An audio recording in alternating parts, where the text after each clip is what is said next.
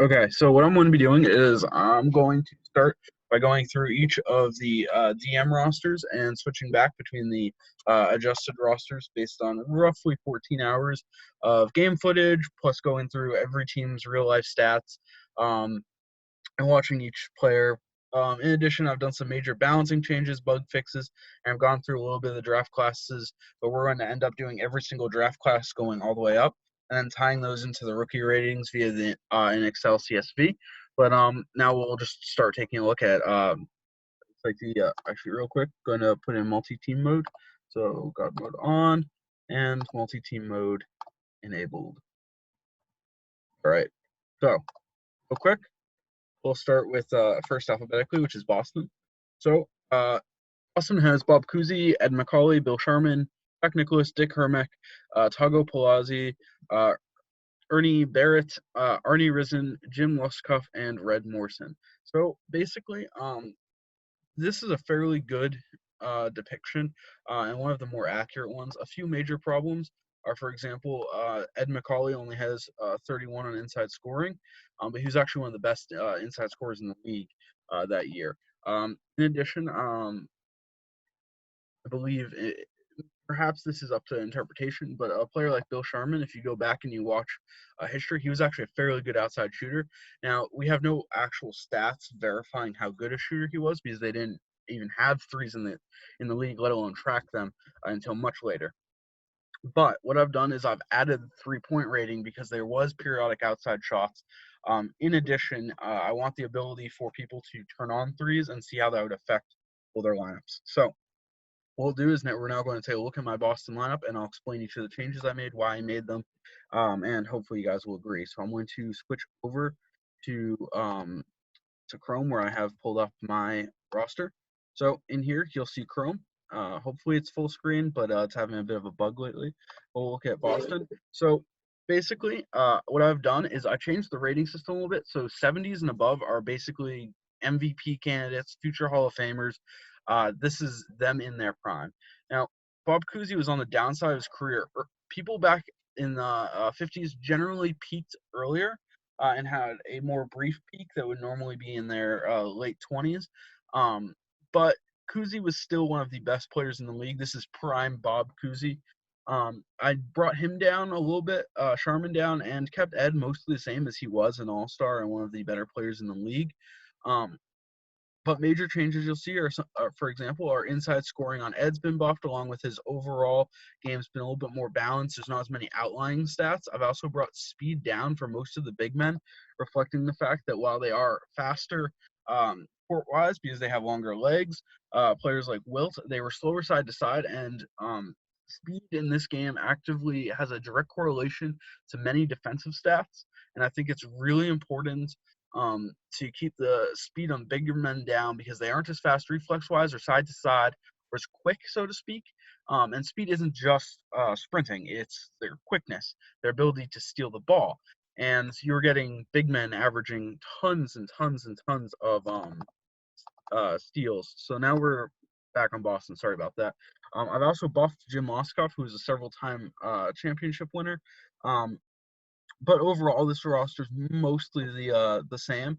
The biggest changes happen to do with the stars, so to speak, Bob Cousy and Bill Sharman. You'll notice Sharman has the 3-point badge. He's one of the few players that I gave the 3-point badge to. He was a really good outside shooter based on game film and a pretty good defender. But overall, another big change I did is I changed the 2-pointer because guys like Bill Sharman, they weren't gods from the mid-range. They had some crazy shots, and I really recommend looking at some of their footage for their mid-range game, but they weren't amazing three-point shooters. They were just good three-point shooters and good mid-range shooters. And I think it's important to distinct the fact that they weren't, as great mid-range as Michael Jordan. Ultimately the talent pool was less. So now we'll move over to the next team here, and we'll start with the DM ratings again, because again, this is it's his call and his lineups and such. So here is the DM ratings for the Fort Wayne Muscle. So they have Larry Faust, who, fun fact, I believe he has 8 All-Star appearances in real life, but he's not a Hall of Famer. He was a really good scorer and a fairly solid big, but he's not a Hall of Famer. He's just a many-time All-Star. He'll probably never make the Hall. It's really, really unique.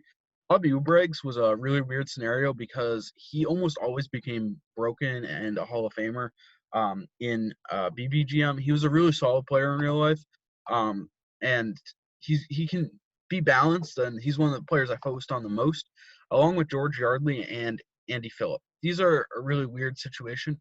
Yardley kind of broke out that year, but he was one of the better scorers in the league on a very solid team. And Andy Phillip, he's a unique case. So Andy Phillip was a all-star caliber player who had some really solid seasons for what would later become Detroit, I believe, for Fort Wayne. The big problem that he had was he was at the quote unquote end of his career this year. He would end up getting cut, go over to Boston um, for financial reasons, and in Boston he became a legitimate star again for like a year or two, and then he fell out of the league. But he's known for, I believe, he made the playoffs every year of his career. Not positive. I think it was Andy Phillip that made it every year of his career. But now we'll take a look at my version of this roster. So my version here, um, basically, Yardley I gave a little bit of a buff to, but I also fixed his mid-range game, so he's not a god from the mid-range. He's just really good. I also gave him a three-point shot because realistically, he was able to shoot at distance. There was no three-point line, and much of the game footage I watched for him was more limited, but he did have a shot. He was a fairly good all-around player. In addition, you'll notice I kind of diversified height a little bit.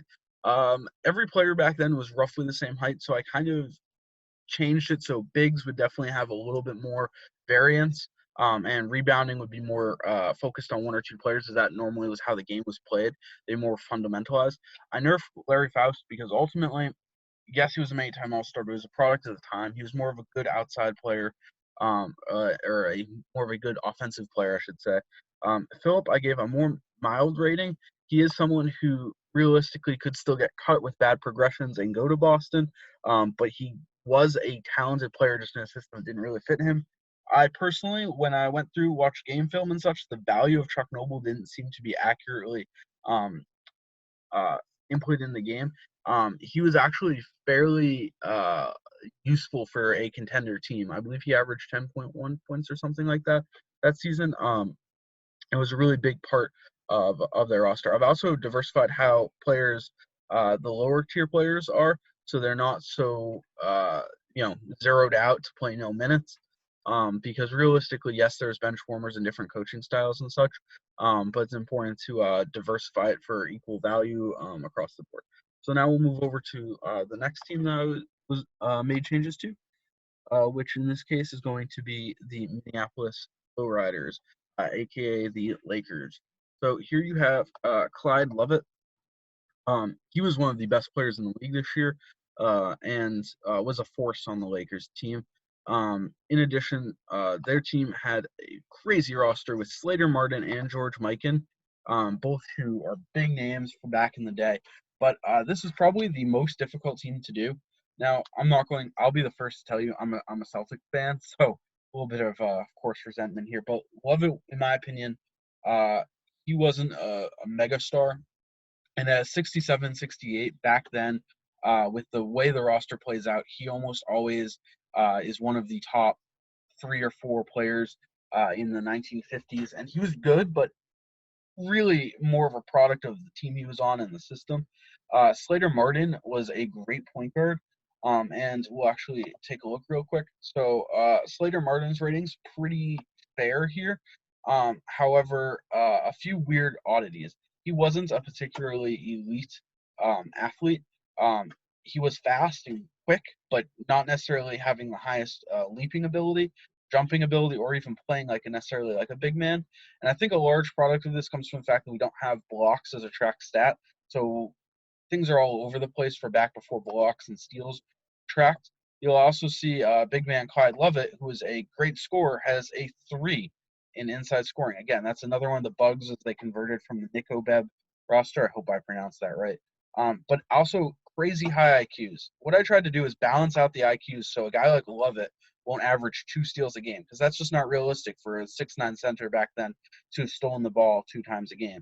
You can actually pull up some old stats that were made in, I believe, the 70s on how many blocks and such that Bill and Wilt had during their career. And their blocks and steals totals, uh, even then, were normally around 4 to 6 blocks a game, with a couple outliers from Wilt. I think one season they said he averaged like 5.1 unofficially, and maybe I think one was a little higher at like 6. But generally speaking, uh, in terms of both gameplay and also realism, that just wasn't a thing. So we had to bring down Lovett's IQ because it's just crazy high. His speed is high. So now you're going to see some of my harder decisions I had to make here. So one thing I alluded to was George Mikan.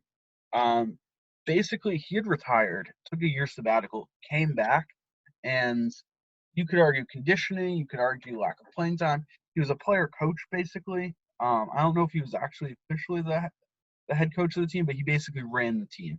I know he was an executive with them as well. It was a very strange situation. And I don't want to disrespect the legend here, but perhaps his rating gets adjusted for realism purposes here. I'm going to kind of leave that up to discrepancy. But the bigger thing is Clyde Lovett. I've reworked him. His inside scoring and offensive play is a lot more realistic here. I brought his speed down a little bit, but mostly focused on just changing his IQ to make the output more realistic. But again, he is one of the best players. Slater Martin also has some changes here, along with some changes to Vern and some of the bench here, including adding some more specialization and modifying their potential to reflect how they actually played back in the day.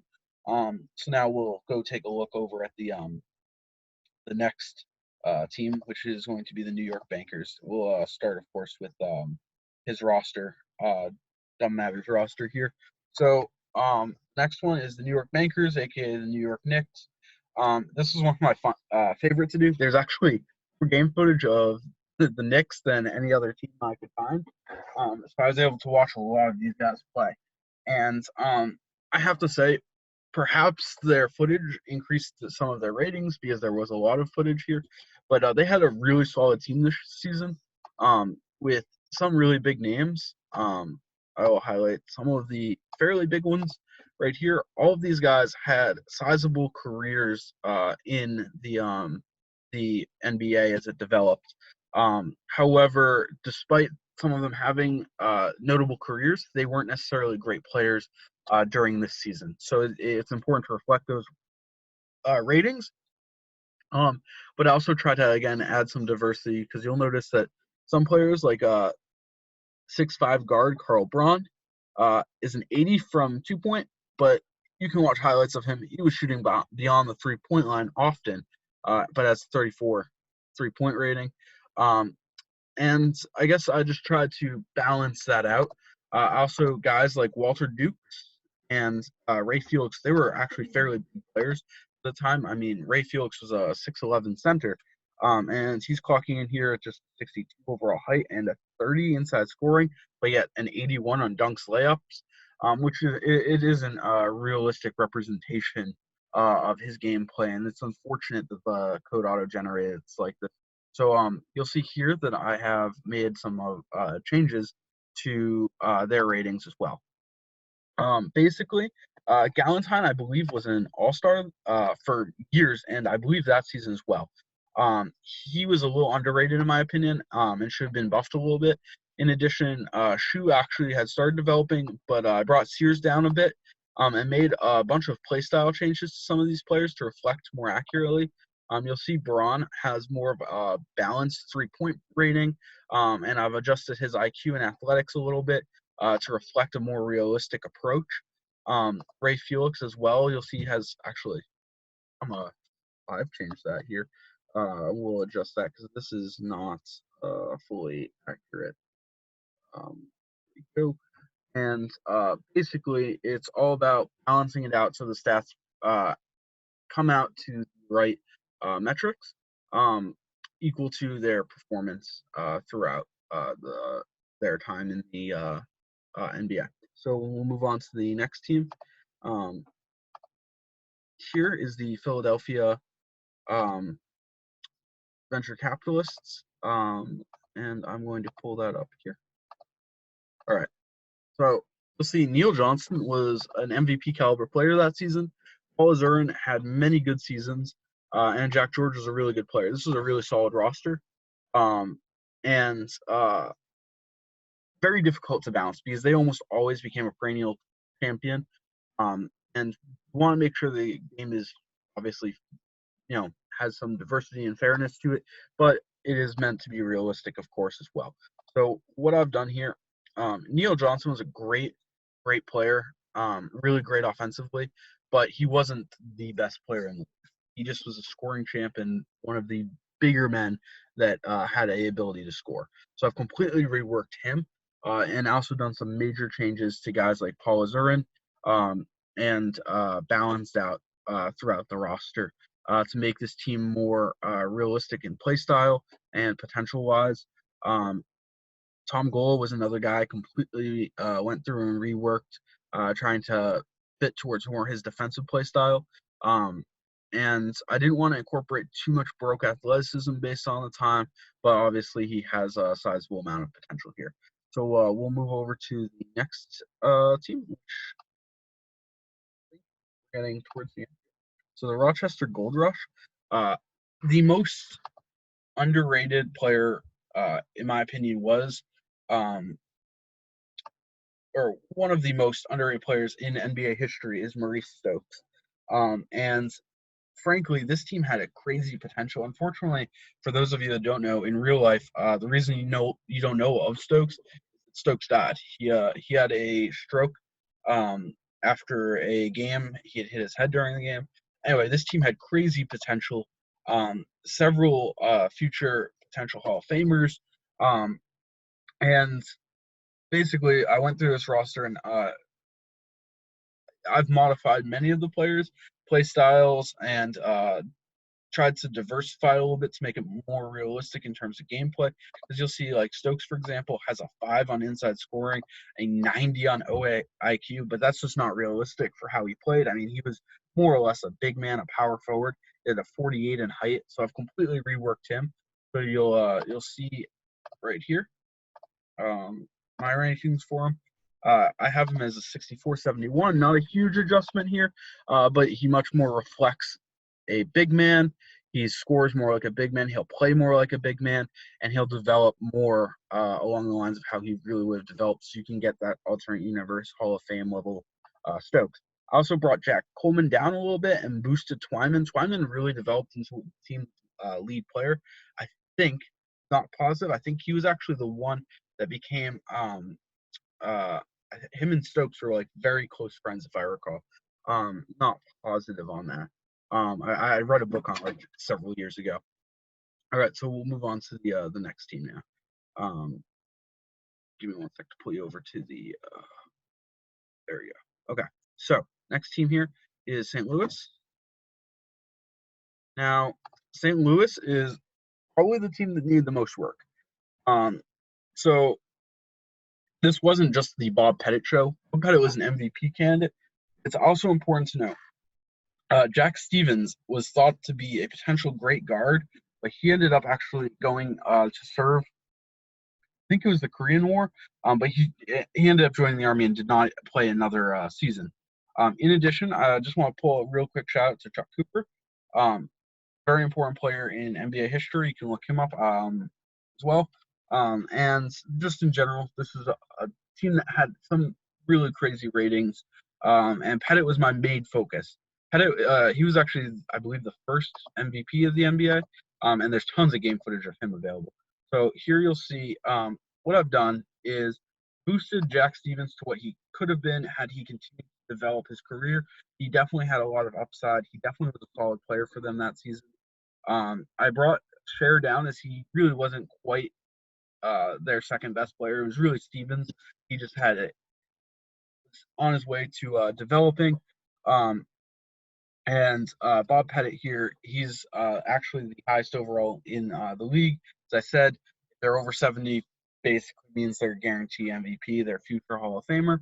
Um, he almost always will win the first season MVP, but just like realistic, Atlanta will almost always have one of the highest picks in real life. They traded for Easy Ed Macaulay, and they traded down to get a prospect as well, and they traded the rights to Bill Russell. And then again, just minor change to Medford Park, and yeah. So now we'll move on to the next roster, which is the Syracuse Cheesesteaks, and I'll bring you over to EM's roster here as well.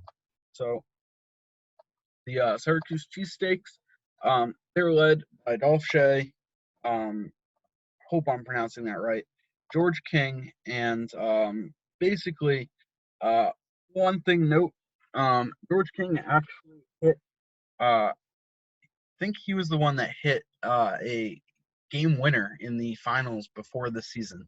But anyway, this was a solid team, but mostly centered around Shays being the number one player on said team. Um, so I've made some changes to it, including balancing a little bit, but also focusing on reworking Shea into the new structure. Obviously, his 5 offensive inside scoring isn't correct. His 90 OIQ is just insane. So we'll go take a look now at my roster. And here you'll see I brought Shays down a little bit. I changed Red Kerr over to John Kerr because they already had a player named Red Roca. Red is more of a nickname.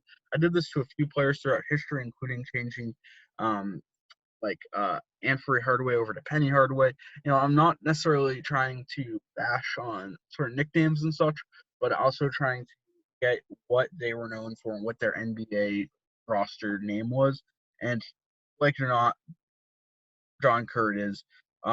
You also see I made some general adjustments. George King was one of the ones that was more difficult because he wasn't really necessarily a great player, but was had a really solid year before, and he's one of the ones I did the most work on here.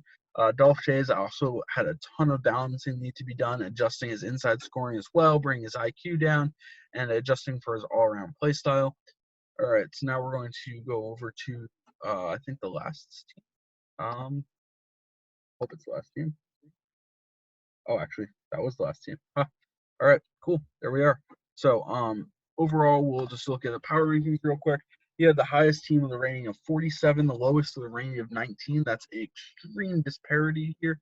And if you take a look over at my team, you'll see, or my ratings, you'll see that there's a little bit more parity. Differences between 45 and 33, which I think reflects how the league was back then.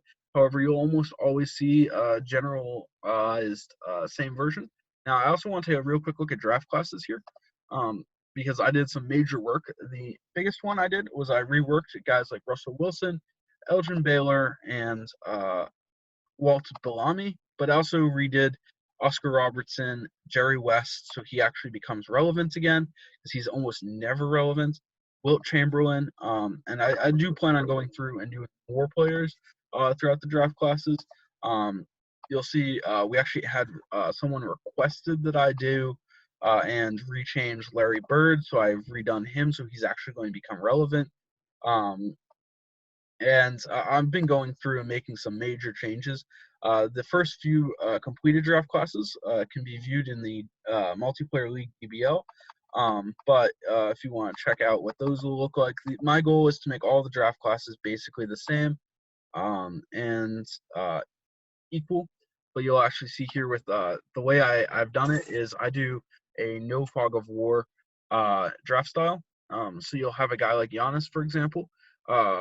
Was Giannis a guaranteed superstar? Absolutely not. He was completely raw, but he had upside. And again, if 70 is that Hall of Fame level, that's how you're able to kind of tell where he is at. But this allows for players to develop more realistically. Not every player is going to be hit or miss, but it also adds a lot of value to higher round picks. So I'm going to be going through and doing these draft classes just like the 2013, 2014 drafts. I've already redone the OG drafts, like the 1956 draft, with Bill Russell, Tommy Heinsohn, and Willie Nellis. And you'll actually, if you go back and check, you'll see Cy Green was one of the highest overall picks in that draft. The reason he was so high overall is because he had a big role right away. He's a fairly athletic player. People had a lot of hope for him. Um, it's also worth noting that some of the older classes, the draft order was largely affected by location and territory. So there's territorial picks like Tom Heinsohn, who went to Boston, but more importantly, you'd notice that there was um, guys like Bill Russell, who he would have been in any other draft, the consensus first top overall pick, but St. Louis did not want to have an African American playing for them. And as a result of that affecting his draft value, I've basically gone through, and my goal is to do it based on the no fog of war treatment, going through and doing every draft. I've done many here. So you'll be able to hop in and should be able to have a realistic playthrough right away. Yeah, so I'll be posting it at least to Dropbox for the community, but hopefully, if with my continued work on this, hopefully DM will put this up into the actual game, and there we are. Cool. Yeah. Brief shout outs to ABA, DBL, and the other multiplayer leagues I do, but obviously single player DBL completely different structure. But again, check them out. All right. Cool. This has been the Real G Wood, and signing off.